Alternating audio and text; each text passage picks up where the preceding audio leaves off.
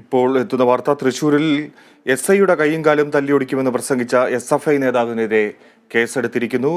SFI കേന്ദ്ര committee അംഗം ഹസൻ മുബാരക്കിനെതിരെയാണ് കേസെടുത്തത്. വിവരങ്ങളുമായി അനീഷ് ആന്റണി ചേരുന്നു. അനീഷ്, വലിയ ഭീഷണിയാണ് ഹസൻ ഉയർത്തിയത്. ഇപ്പോൾ കേസെടുത്തിരിക്കുന്നു. എന്തൊക്കെയാണ് വിവരങ്ങൾ?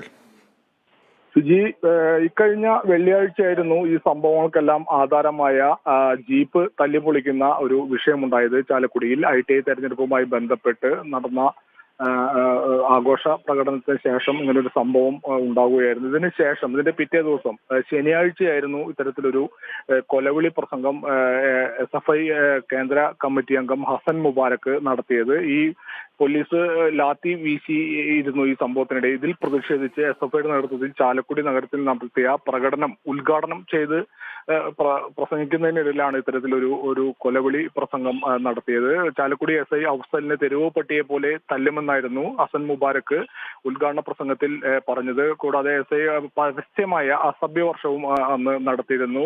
തെറിവിളി ഉൾപ്പെടെ അതിൽ ഉണ്ടായിരുന്നു.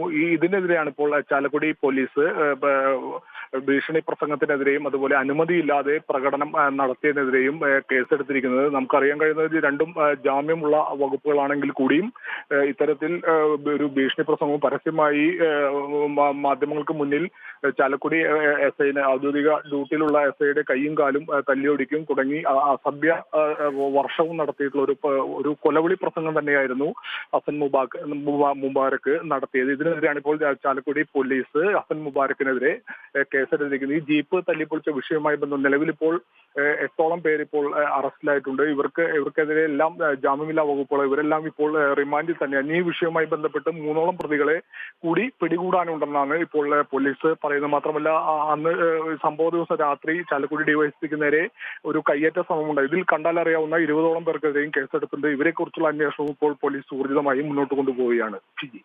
ശരി അനീഷ്.